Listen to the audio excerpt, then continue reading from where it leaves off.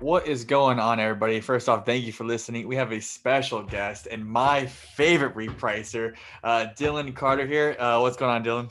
What's up, man? I am the repricer actually. So no, I'm just kidding. Yeah. No, it's good, man. It's good. Awesome, awesome. Yeah, so kind of give everybody your background. Also, we got Sid on the line too, like always. Kind of give everybody your background. How'd you even get started with Aurora? And it's goaurora.com if anybody has any questions about it as well. Yeah. So I used to be an Amazon seller back in the day, right? It's weird saying back in the day, like 29. But so at the time, I was a full-time personal trainer, trying to figure out my life. Ended up seeing things differently than the GM of the gym, decided to part ways. At this time, I'm basically just testing the waters with FBA, mainly RA, right? Resale arbitrage. And so I'm in a weird predicament. I go, okay, well, my client said they're going to follow me anywhere I go. I'm kind of entrepreneurial. I might start my own gym. I might buy something. I don't know. But that didn't scale. Like I didn't like the idea that I can't scale my time. And I also didn't like the idea that to make more money, I have to charge people that I have a relationship with more money. Like I'm good. So I said, sorry, love you guys, can't do it. I'm going to do this Amazon thing and keep testing it out. So I spent, 10, 12 hours a day in Targets and Walmarts scanning everything like we all do. And then realized, okay, well, that's more scalable, but it's still based on my time, right? Like if I don't source, then nothing gets paid here. So I then started to test OA. That's a little bit more scalable. I could do that in my PGAs, right? But then you realize there's only so many deals, and like that's still a hustle. So I get to a fork in the road like most Amazon sellers do. You either go private label or you go wholesale. Private label is awesome. Like you're going to exit that. There's a multiple, like that's cool, but that's not going to pay the bills today. That's a long-term plan. I needed to pay the bills today because I didn't have a whole lot of money. So I went the wholesale route. And I basically made a pact with myself that stated I am not allowed to buy inventory unless it's wholesale. And I didn't know how to do it. So I left a lot of money on the table to figure this thing out. I put myself in a corner, which for whatever reason works for me. It took me like 4 months of struggling to figure it out. I finally did. Started to grow it, which was awesome. Didn't get super big, but like paid my bills, went back to school full time actually as a finance major. So it did its job. And then a little past that, I met my co-founder James via Instagram. So this is like a very underrated tactic for everybody. But if you want to meet people, just ask them. I DM'd everybody who had a wholesale Amazon business on Instagram. I was like, hey, I'll pay you for an hour of your time. Just want to talk, get your opinion on some stuff. A bunch of people deny me. James was the first one to be like, hey, let's jump on Skype. Don't worry about the money. Like, let's just talk. And we started to hold each other accountable every week. And eventually we're like, hey, let's go ahead and start a software. Like he had already been working on Vendrive CRM at the time. And he's like, hey, why don't you come on board? Like, let's do this thing together. And that's what we did. That was kind of fun. Like Vendrive CRM was like our sandbox. We learned a lot of things. We got a lot wrong. And then we decided to launch Aura. So goaura.com. And we wanted to tackle something bigger, and repricing was that thing. And so we spent James spent like 8 or 9 months like locked in a room by himself, like 80 hours a week, just knocking this thing out by himself. And we launched. We built up a nice Facebook group where I've been teaching how to do wholesale sourcing and teaching for free. I used to do live wholesale sourcing every Tuesday evening in that Facebook group, and we got that group. I think it's coming up on like 15,000 people now. Nice. But we use that, and we launched Aura, and we've just been growing, and that's when we really took off. So, and that kind of brings us up to where we are today. Definitely, let's kind of depack that. There's definitely a Yeah. lot there that a lot of people are gonna be interested about for sure. Like, what was that Eureka moment that you said, okay, I want to find something that scales? What was like that Yeah. thought process there? Because now that's different than most people how they think. Yeah. Yeah. Growing up, so I come from, a split family. My parents split when I think I was like 3. But I was fortunate enough to get an amazing stepfather, and he had been running his own business ever since I knew him, which we met at like 12. And so it was always cool. And I'm like, oh, this is interesting. Like, what do you mean you don't work for somebody else? and he was actually a DJ, like full time, Very like cool. they like do weddings and stuff like that. So I grew up actually being a DJ, like as a child, which is kind of fun. Um, and so he opened my eyes to a different world. And so one, he introduced me to entrepreneurship and how to think for myself, which was awesome. But I realized when I started to dive into like reading, I used to hate reading, but once I got into business, I read like I still read like it's going out of style. Same. Right. And so I'm starting to like get other people's opinions on these things. And I'm like, okay, well, it's one thing to own a business.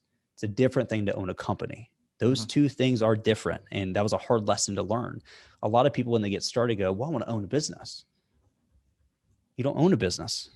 by definition. If you own something and you're not the technician, it's a company. It's different. It exists outside of you. It can exist without you. A business is different. A business is something you start that pays your bills that you have to constantly do. And if you stop, everything goes to zero. But a lot of people are in this mindset of, well, I just want to leave my job. I want to do things on my own terms. That's fine. A business will get you there. But then you have to decide, once you get to that point, do you want to keep in that cycle, or do you want to do something different? Neither one is right or wrong. It depends on the person, right? Some people are like, I like my lifestyle and like it's good. For me, I didn't want my work to be tied to, or my input to be tied to my output.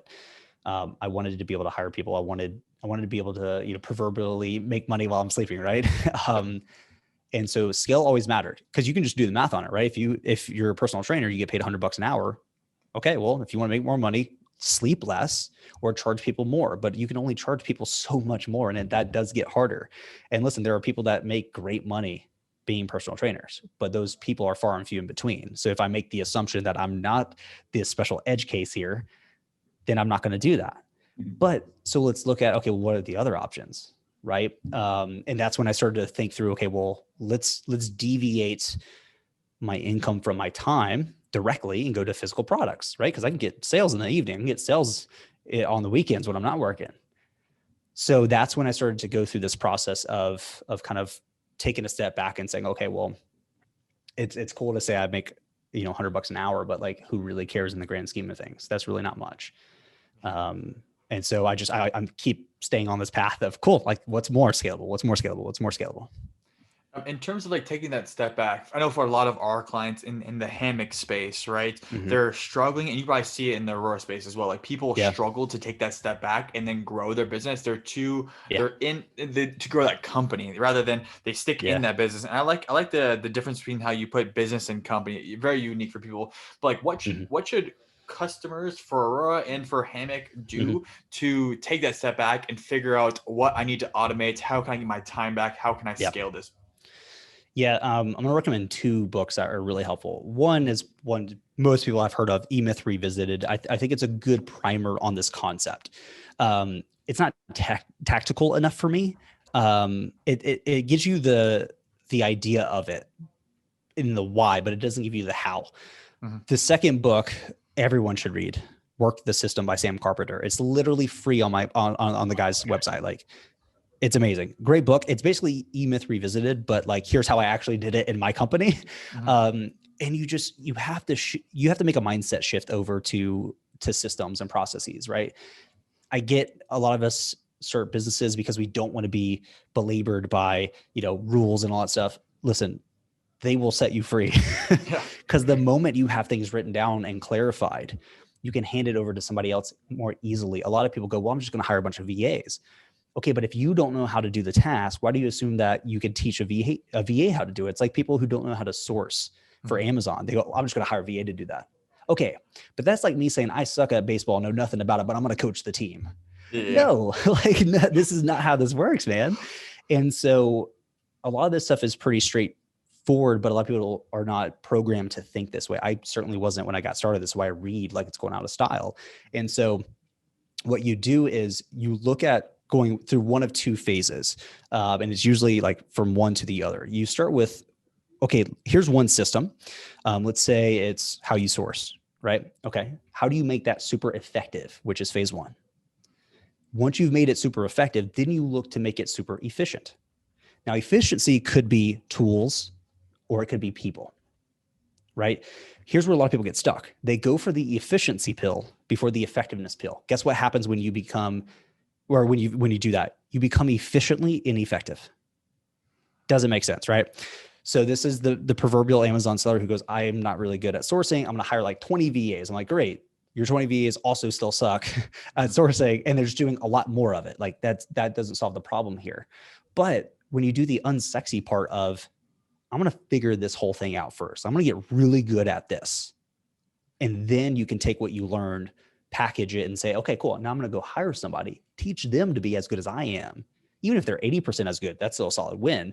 And now I make it more efficient. And then your role, your responsibility as the business owner is to consistently look at different subsystems in your business, right? So if you break down like Amazon, you have sourcing, you have prep, you have sales, right? That might include PPC, listing optimization. All those things are systems, right?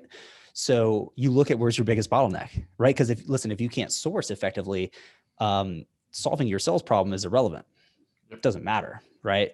So a lot of people go, oh, I'm gonna get really good at listing optimization. I'm like, well, how many listings do you have? They're like 5. I was like, that's not your problem right now. And so you just do that constantly, right? Whether it's, for us, like we have affiliates, we do SEO, we do Google ads, right? So it would have been easy for me to just go hire somebody to do the Google ads, but I'm like, I don't know enough to hire somebody, right? It's easy to be like, just hire somebody. But instead what I did is I got really good really fast. And so now, and we're talking about this offline, like now Google ads are doing super well for us. Yep. But I've built that system. So if I needed to hand it over to somebody who's already on the team, who's not an expert, they got it, right? It's easy. Even when we hired for, so I did customer support for the first 2 years. People told me I was stupid because like, you're a founder, you shouldn't be doing that. That's literally an incorrect statement in my opinion, because that's the best feedback you will ever get. So I did that myself. And what's great is I built the SOPs, I built the knowledge base, so we use Notion for this. So when we hired somebody to take that over, dude, within 2 weeks, he was by himself, crushing it. Not even just like, he can kind of, crushing it, literally. Actually, at the end of week 1, he was doing it. I was just kind of paying attention just to make sure. But that took a year of me really getting that process down right, because I need to become an expert in customer support. How do we do things? I mean, I'm not just going to hire somebody and be like, you're now an expert, go figure it out. It's like, no, it's too important. And I think that's where people get stuck. Yeah, no, we're even seeing that with HAMMOQ, right? Like I'm taking on the customer support, like hit on top of the head. It's because you learn from the customer so much better, and then you can build your product to how everybody reacts, right? It changes the game. It's about being a practitioner rather than just tossing it off to somebody. And I've seen the same thing. People that use LaCroix, they're like, I'm just gonna get a VA dude. I'm like, dude, like, come on. You're missing the point. Yeah. Oh my God. Yeah. Yeah. In terms of the effective and efficient, I think in like my path, it's probably kind of the same, right? It's like you found something that was effective, and then you could build it out for efficiency, right? That's how you get that massive scale growth very quickly. 100%. Pick on, so like, it's 100% agree. Like Ty and I, we getting drained every day in our business, right? We talk to customers, like some of them have our phone numbers, they text us. And so like, we do that kind of stuff, right? But there's a switch you made, which is pretty effective, is, we're doing that as well on our side. But the question is, how do you think about when, okay, I'm going to pull myself a little bit out of the weeds? Because what we see with a lot of people is they have a business. They're like, hey, I want this thing done perfectly. I want it this way. And then they don't scale up because they're not willing to let go a little bit, right? We just hired a great salesperson and he's been amazing.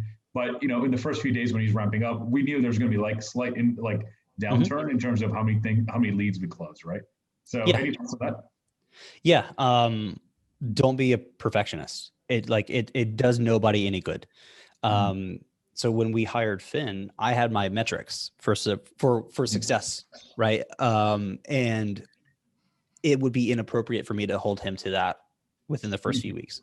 So I downgraded it. I said, okay, well, if you get 85% customer satisfaction and your median first response time is 25 minutes, you're doing good, because you need them to build confidence, right?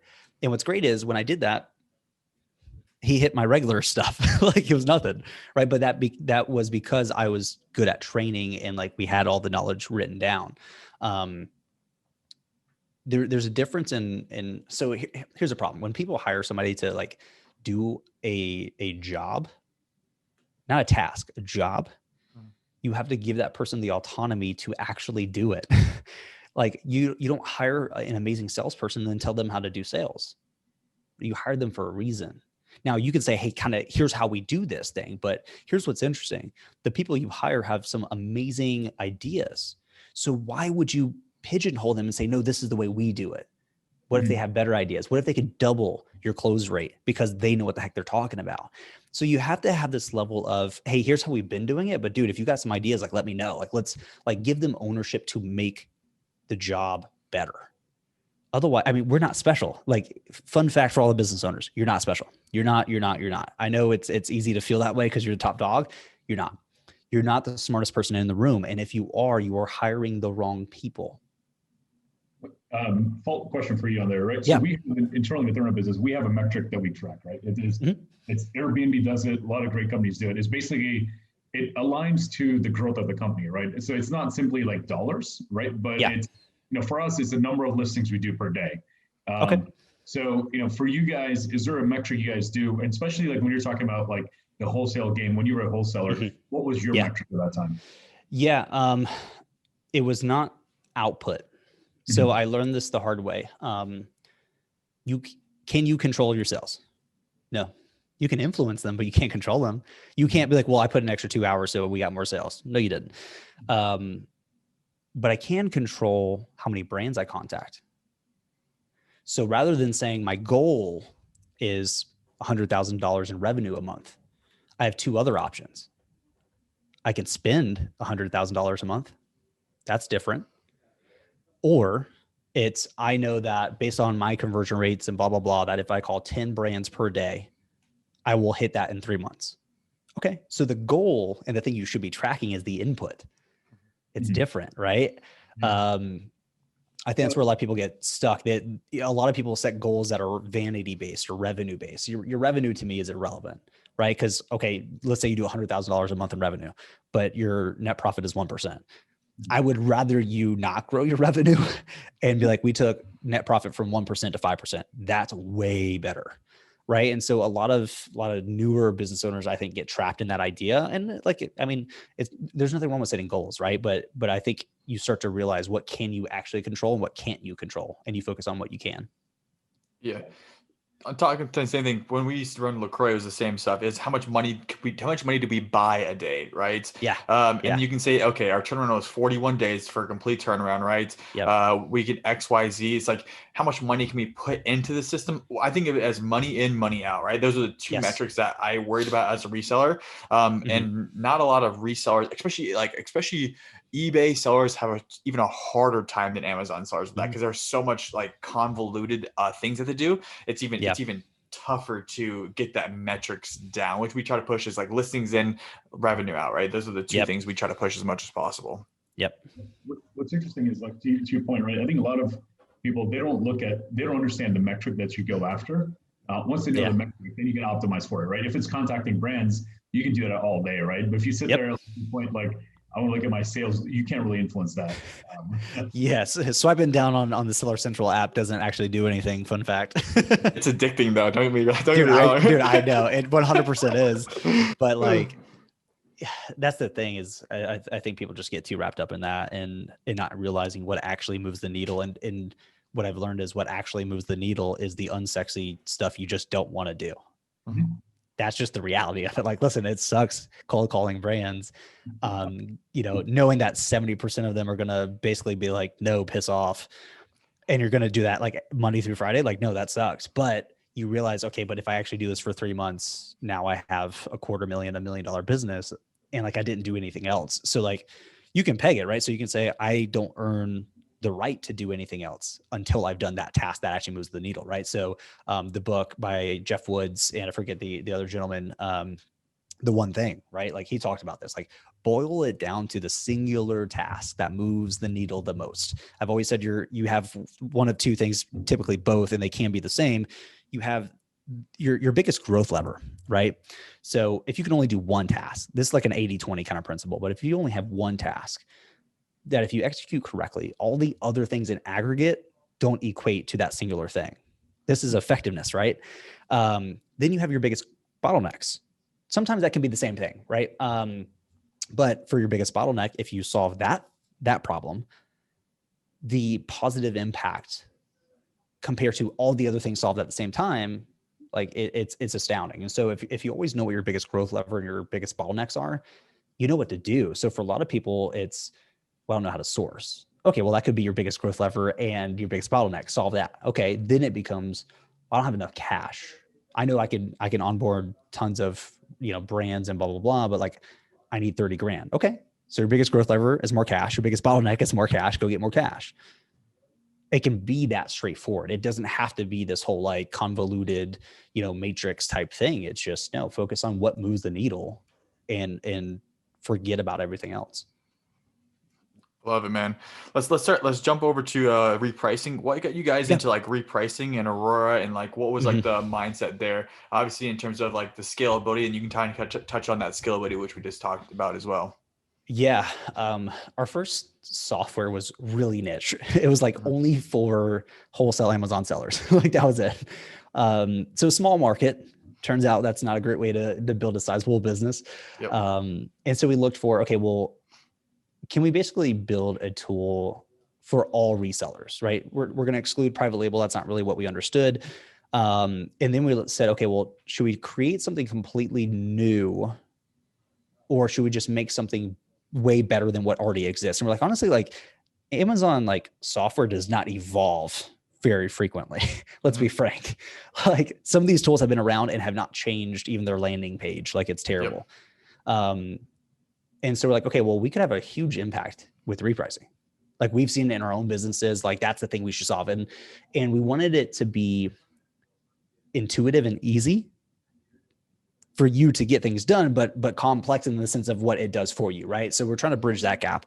And two, one of the pillars was customer support. I got sick of all the software companies in the Amazon space not caring and just being like, it's a number, don't worry about it. This is why early on is like, I'm not outsourcing customer support. I will do it. I will jump on the phone with you. Like, and we still do stuff like that.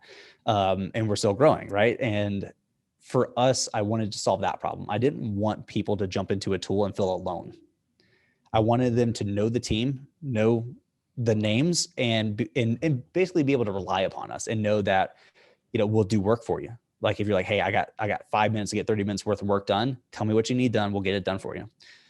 You're confused and overwhelmed with creating your strategy. We'll create one for you. Like we'll educate, like we do all these things because I want people, even if they do leave us, to leave us better than they came in. And we've had impact. Like it for me, impact is very important. Like we have a Slack channel, and it's just all the nice messages we get from either within support, I get via email. And it's just cool knowing that we're having a positive impact. And we get messages where people are like, hey, like you doubled my sales, or like, hey, I'm about to go full time. And like, that's because of you guys. Like, that's insane, right? Like outside the money, you're like, damn, dude, that's cool. So, for us, we wanted to have that impact, and we couldn't have a large enough impact with the CRM just because, again, we can only, support so many wholesale sellers. And so that's kind of the reason we went for repricing. And you talked about two things in terms, and said in terms of the repricing. Do you guys have like a secret sauce that like made you guys stand out? I know it, so like it's got a loaded question, but super. No, I'm just kidding. For us, it was speed. This was a big deal. It was speed and it was cost. Like this is a very thing. We didn't want to be the cheapest, and we did not want to be the most expensive. We wanted to be of value. That's different, right? It's like, how can we offer, especially at the time, instant repricing without charging you $300 a month? I don't think it's worth $300 a month. Like, I'm sorry, like it's just not. Like, it is repricing, and once you get the instant, there is no better, right? Yes, there's different strategies and stuff, but let's just talk about performance. So speed was a major win. Two was like some safety net features. So there have been repricing tools that have unfortunately taken people's prices to pennies in the history of Amazon. And we were aware of that. And we're like, okay, well, we didn't build it to do that, but like, let's just make sure. Right. And so now if there hasn't been an organic repricing or an organic price change in the past 3 hours, we'll trigger one just to make sure you're good. And then we started to, and this was more recently, started to look at the things surrounding repricing. It's like, okay, we got repricing down, but what about the tasks that you still have to do as a user? That's why we started to develop this idea of workflows. Where I was like, but you shouldn't still have to log in and tell Aura what strategy to use or toggle on repricing or all that stuff. Like this should be a completely invisible automated system. So with workflows and inventory lab integration, it's completely automated. So listings get pulled in from Seller Central. Your costs get pulled in from Inventory Lab. Your strategy gets automatically applied and toggled on via workflows. And if your strategy is automatically setting your min price, that was done too. So guess what you had to do to get those like 4 or 5 tasks done? You listed your inventory in Inventory Lab the way you have always had to do. But because you did that one thing, it cascaded this domino effect where a lot of other things got done.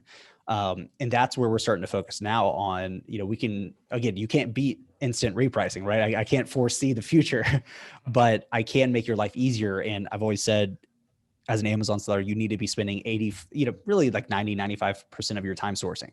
Yep. So every minute you're in Aura, you're not sourcing. So let's reduce that. Love it, man.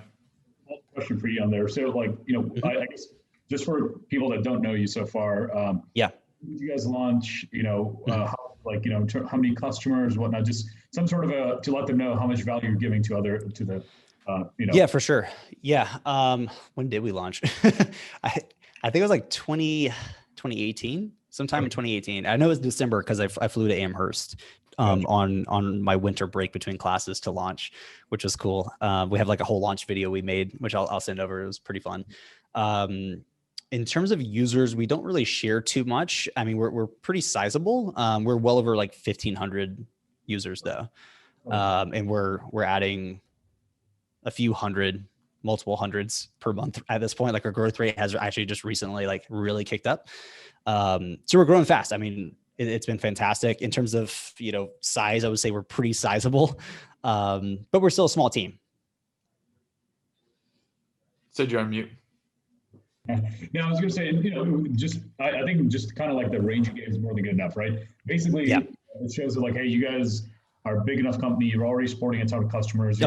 It's out there. No, that's great, man. That's awesome. Congratulations on that growth. So what's next for you guys? Like, in terms of how you think about evolving as a company, because this kind of goes back to like, wholesalers, as they're evolving, they go to the next level. How do you get to the next level after that? Yeah, this is something we're really considering.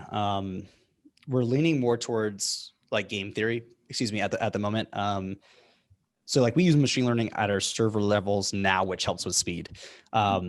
We want to kind of really dive deeper into AI-based repricing strategies. So it's a little bit more, profile-based and making some of its own decisions, which is fun. That's probably gonna, that kind of next tier, so to speak. That's where a lot of your really, really large sellers kind of sit. So we'll be able to support that. But the good news is like we have sellers as small as 5,000 a month and upwards of multiple millions per month in revenue using the same system. And it was kind of built for that. It was built to be that way. Now, a lot of your really, really large Amazon sellers end up building their own custom solution just because they're very specific in what they want. And we're just not in the habit of building custom software at the moment. So probably that route. There's a few bugs we still want to fix, just like UI stuff. But right now, like it's growing so fast. We're just trying to play keep, just trying to keep up. I'm sorry. No, that's a good place to be at, right? That's a great right? Right, exactly. You're like, I'm just trying to breathe right now, man. Yeah. Cool. Good. Yeah, and in terms of let's touch on the last thing. I know it's a passion for you and for myself as well. Watch resale. Kind of give everybody your background about watch resale, because we have a lot of eBay resellers that listen to this as well that might want to get into it. Kind of flex your knowledge of the watch resale game. Yeah. So definitely not an expert by any stretch of the imagination, but for 1 year, and I haven't done it recently just because time. But for 1 year, I basically bought, wore, and sold like 80 grand worth of watches, like in school. Like it was sick. And it started with this whole idea. Like I like this idea of like lifestyle hacking, right? Mm-hmm. It's like, okay, well, I can't afford these things, but like, how can I like finesse it to make it worth it? Right. And so at the time I had like a few grand. I was like, you know what? I can probably buy like a used Omega. Right. And so bought my first Seamaster Planet Ocean XL, loved that watch. And then I sold it for like 2,500.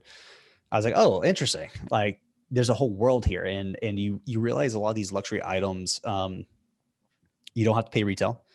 Buying used is not a problem as long as you're doing your, due diligence on mainly the seller. And the depreciation schedule is pretty interesting. So a lot of your luxury items like cars as well, like your exotics, take their biggest appreciation after they're sold at retail. But it's not a time depreciation thing. It's a condition, right? So you can take the same watch. So that same watch, retail that I think is like 6,700. You can buy it right now, probably 25, three grand. That watch is not going to depreciate if it just sits in your closet. It won't. It's actually going to appreciate over a longer period of time. So what I realized is I could buy it at that level, enjoy it, not bang it up, obviously, and resell it for basically what I paid, if not a bit more, depending on how aggressive my buy cost was.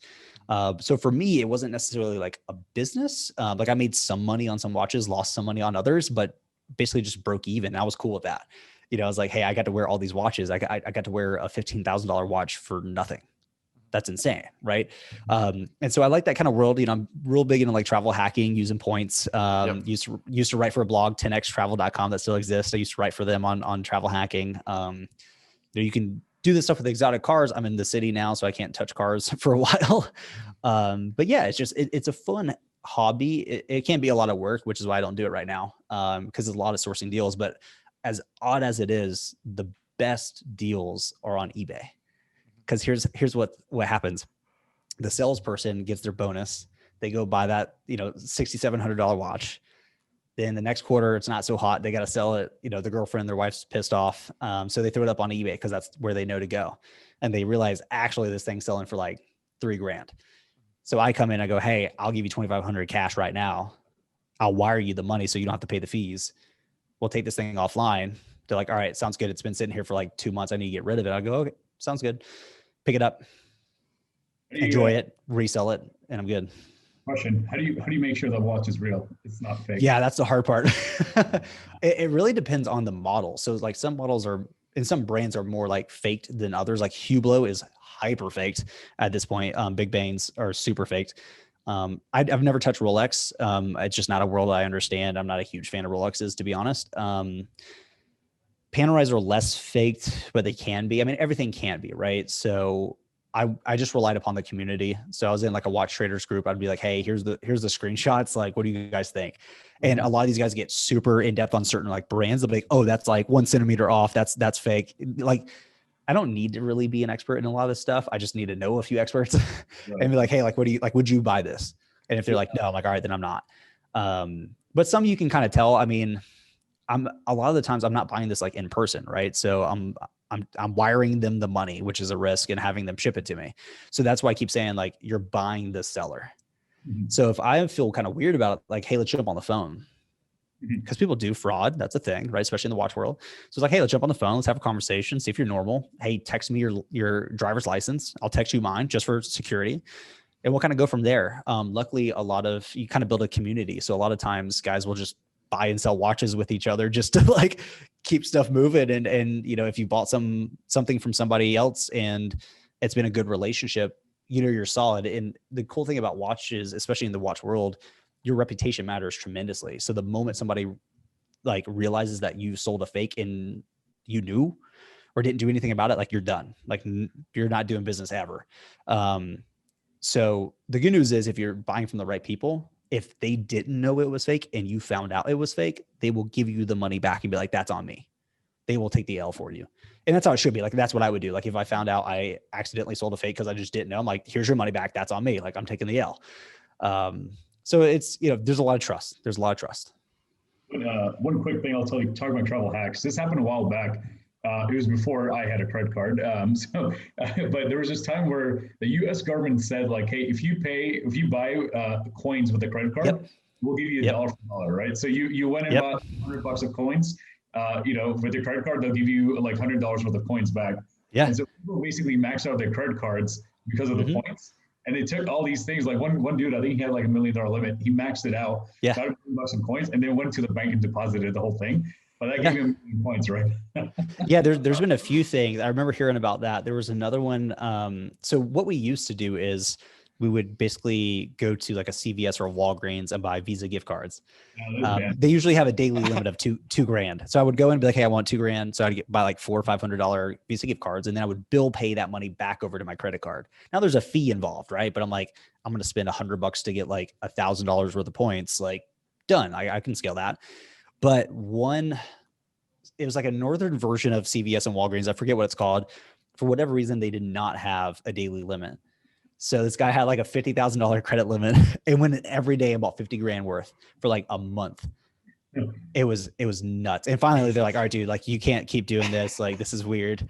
But now, so, the methods evolve. It's called manufacturing spend, because a lot of times, like what we used to do is apporamas. So basically you would try to get like, you would submit 5 applications in like one day. But for let's say you had 3 for one bank, that would only be shown as one hard limit or hard credit hit. So you kind of, decrease the risk on your credit score there. And then you would have to spend, typically between 3 and 5 grand within 3 months. So we would just manufacture spend. Yeah. Now it's not really the case. Now you kind of have to spread it out. So you just put all your bills on your credit card and pay it off, and it's fine. By the way, if you Google manufacturer spending, it's a totally legit thing. It's not illegal. Like, yeah, no, you really do it, right? It's just you're just gaming the system. That's all it is. Yeah, I mean, there's a fee for it, right? So like you're still losing something, but yeah, it's not illegal. I double checked. I remember the first time I walked into CVS and the manager was like, "But why do you want to buy 2 grand worth?" He's like, "Is this fraud?" I was like, "No," and I explained to him what I was doing. He's like, "I mean, it's your credit card, but like, okay." And I was like, "Cool. Well, I'm gonna be in here the next 4 days, also buying 2 grand worth." He's like, "That's fine, man." And I remember like one of the employees was like, "This is weird. I'm getting my manager." He's like, "No, he's good." I was like, this guy literally thinks like we're doing some shady stuff here, but no, it's just super basic stuff. But yeah, the whole manufacturing spend stuff is really like gaming the system is kind of fun to me. Like it's a really interesting thing, whether it's watches, whether it's cars, whether it's, travel, all of it I want to do. Last thing, any Amazon seller out there, you can do a couple like hacks like that as well, using your credit cards, using Retunken, I use those other secondary sites. So you get your points and you get extra points on top. I spent about $1 million in 1 year, so there was a decent amount of extra points that came in really nicely. Yeah, that's the ultimate hack. Start an Amazon business because the capital requirements are so damn high. Yeah, and then just put it all on credit cards and immediately pay it off. Yep. I know a lot of people are like against that, but no, it's a great way to get some lifestyle hacks out of it. Definitely. Well, Dillon, first off, thank you for jumping on. Hopefully everybody took some good knowledge of this, especially can't stress this enough about the systems that he was talking about. Very, very helpful. And last but not least, check out goaurora.com. And we have a code for you guys, HAMMOQ, HAMMOQ, all capital. You guys get 15% off, and you still get that 14 days free. So I'll be handing that out to everybody that uses nice. Aurora is my go-to across the board. Love it, man. Love it. Thanks for checking out our HAMMOQ channel. Smash the like button and subscribe by clicking that button down below. And click any of our videos over here.